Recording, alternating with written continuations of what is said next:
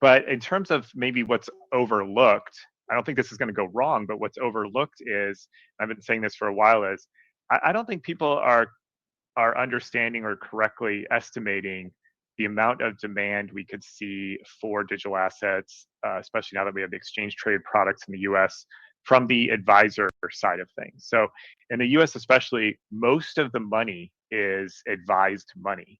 It's not, we definitely have individual do it yourself investors, but a lot of the big pots of money are advised. So most of our wealth is advised, and that's anywhere from a 50 to 100 plus $1 trillion market, depending on how you want to count it. Um, and we're barely off the starting line. These products are starting to be available. Some places they're still not even available.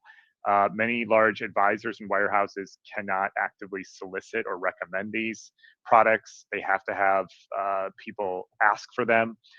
They're not yet making their way into model portfolios or allocations or anything like that. So you can say this and it sounds kind of cliche, like you're underestimating this. People say like, yeah, okay. But when you start running the numbers, if even a percent of these advisors and advised money start to allocate a few percentage points into this new asset class, you start to get some really big demand numbers that I think people are underestimating.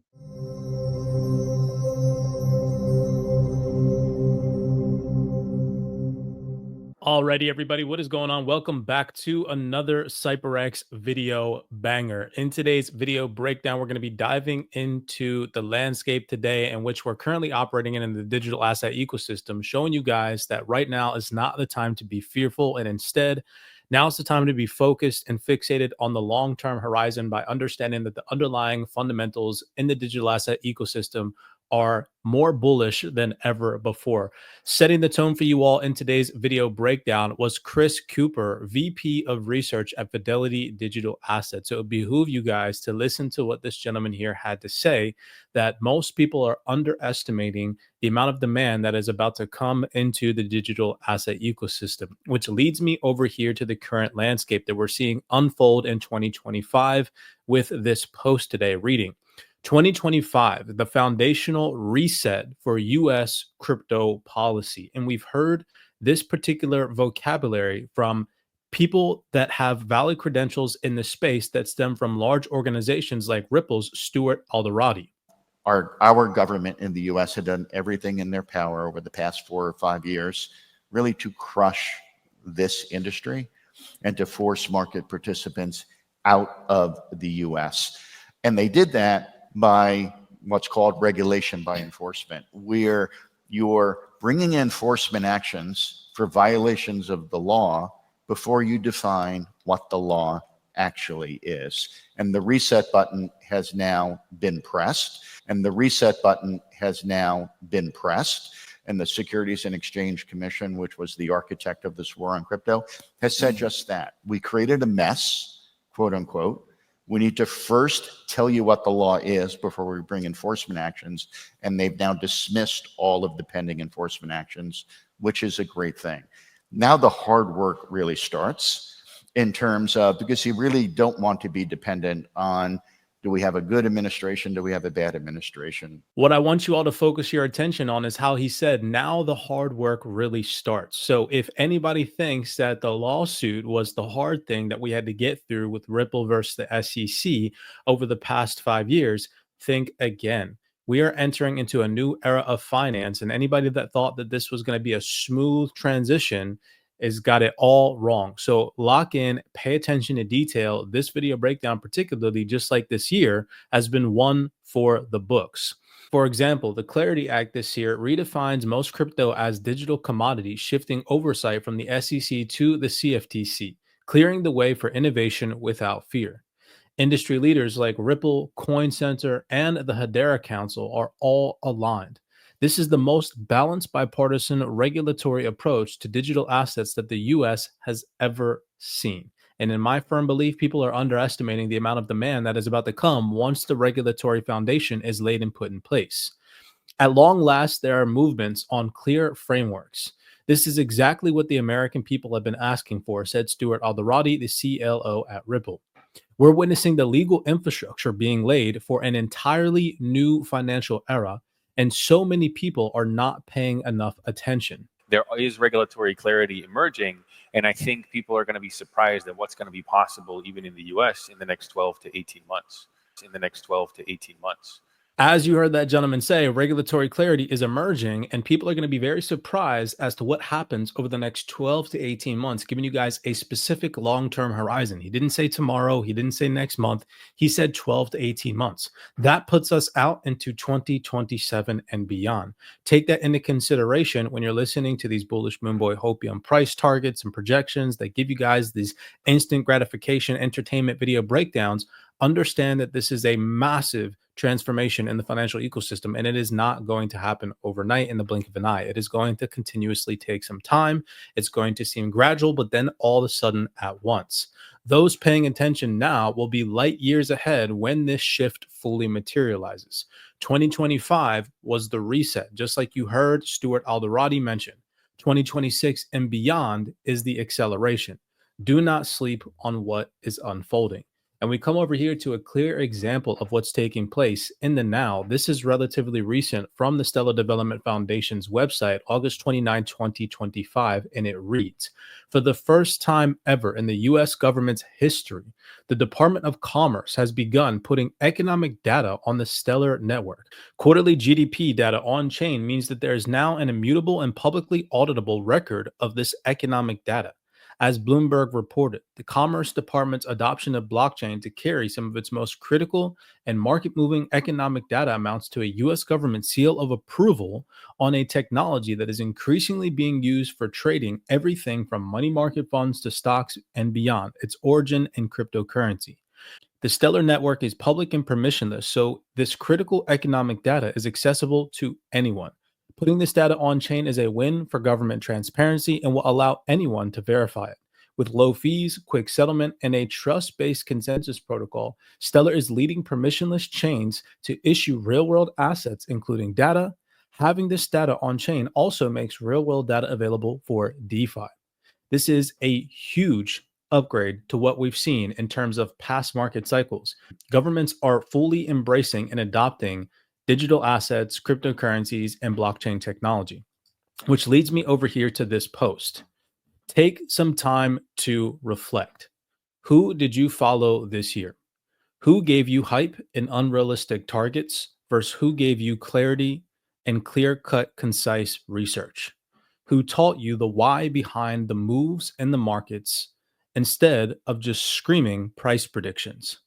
This cycle is far from over, but many are still overestimating the short-term noise and underestimating the long-term impact of what is unfolding right now. Think about what I just said and really allow it to sink in. What about kind of the back office for investment firms? Because like you said, that's, like all this kind of manual keeping of ledgers. It seems like that would be an obvious place where, everything should be moving on chain, or what do you think about that? Everything should. I 100% agree with you. Unfortunately, a lot of firms' systems are 20 years old, 25 years old, 30 years old. And, getting the data out of those systems, getting the processes to engage, even with APIs, is still beyond many of these systems. So it's going to take, unfortunately, much more time than people expect, because we don't have the ability to bypass the technological limitations of today's financial ecosystem. It's not a matter of migrating. It's really, quite honestly, a matter of replacing. And so, that's why I think there's going to be this prioritized migration over time. Of the technology, and you have the maturity of the regulation, and you need those three elements before you can really scale it up. And this just takes a very long time.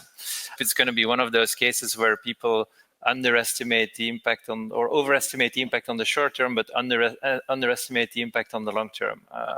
So you have two industry leading experts that stem from large organizations that said the same exact thing that I mirrored in this post. The cycle is far from over, but many still overestimate the short-term noise and underestimate the long-term impact of what is unfolding right now. Regulatory clarity is taking shape. Governments and policymakers for the first time in history are aligning to build out a solid foundation for institutions to really onboard into this digital asset ecosystem. And what you're beginning to see for the first time ever is clarity in the crypto space. And this answers your question. This is the most long-winded answer ever. No, it's important because it's going to lead into more stuff. But it's super important for people to realize. Clarity usually happens in like one small specific area, right? But crypto's undergoing clarity in 4 areas right now at the exact same time. It's seeing regulatory clarity, it's seeing legislative clarity, it's seeing banking clarity, which goes to your question, and it's seeing accounting clarity. And what I mean by that is look at what's happening. For the first time ever, the SEC and the CFTC are all sort of really beginning to launch these crypto sprints, start to give definitions of what things mean, start to work together collectively to ensure that people at least know what they're building towards, right? When you get into the legislative camp, right, the US passed the first ever legislation in the crypto space with the DeFi broker rule being repealed, right? It passed its first real serious crypto, I would say, positive step forward with the Genius Act. It's currently debating and discussing market structure surrounding sort of the DeFi ecosystem. This is unbelievable, right? Then you get to banking. And here's a really fascinating one. Like I sat down with a big bank the other day, and I said to the individual, I'm still laughing to this day as to the fact that we could now talk to each other. Like there was a point that they wouldn't return my calls. Now you have to remember, when I was at Time, some of the biggest banks were some of our biggest partners. When I was at Bloomberg, I worked with all of them very closely. So I know all these folks. And for a while, like I was sort of like a leper on the leper colony, right? Like, I don't know what to say. Like, it's true. I knew I could make you laugh with that, Raul. That's going to be the clip, right? That's my hamburger clip. Leper colony. Leper. I was a leper, right? Like that's how I felt in the first, 2 years of building, right? Because we were building against such headwinds. But the big banks now, for the first time ever, are engaging. And they've repealed in the United States a lot of like the rules for the big banks to be able to participate in this evolution, right? And ultimately, like we're seeing a tremendous amount of support. I mean, I can say publicly that Citigroup, Bank of America, JPM have all been unbelievable in the past, I would say 3, 4, or 5 months in terms of sitting down with us and having constructive conversations, real conversations. This is not saying that they're like saying, oh, we'll do anything, but like for the first time ever, we can have real conversations with them. And that is unbelievably appreciated, right?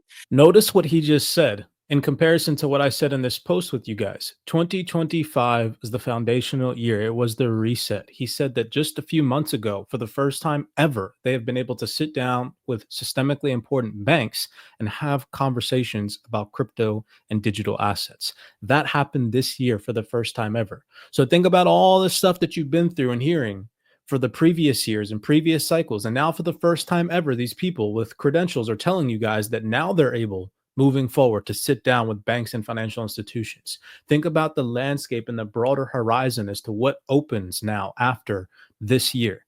So you guys kind of see what I'm saying? All the bullish moonboy hopium and hype that has been given to you guys in previous market cycles, it was irrelevant. Why? Because financial institutions before were not there. Now they're here. Now we're at a tipping point. We're at a turning point. Finishing this post, I said here, institutions that were once on the sidelines are now hosting boardroom discussions on crypto integration. But I think what we're finding is there are an entire set of institutions that would never have touched crypto with a 10-foot pole. BNY, relatively speaking, had a lot of courage to decide to get into crypto and the crypto businesses when they did. Similarly, BlackRock and a lot of the other institutions. But what we're seeing now is super conservative institutions say, hey, we can no longer wait. We can no longer stand on the sidelines of this. We need to come in. The truth is that this space has never been more bullish. But here is what most moonboys that project entertaining content to you all overlook. Crypto is still heavily correlated with risk sentiment. When fear rises, prices pull back. Short-term factors like geopolitical tensions and tariff risks, inflation and shifting rate cut expectations, central bank positioning, labor market data and recession fears, safe haven demand, all sway crypto sentiment intraday, just like every other risk asset. Now is not the time to ignore the macro. Instead, study it, understand it, use it, because every time the market sheds billions of dollars, it's creating discounted opportunities for those who are prepared. Unfollow the hype. I encourage you guys to unfollow people that have misled you this year. Follow those teaching you about market dynamics and fundamentals. The greatest wealth transfer of our lifetime is happening right now.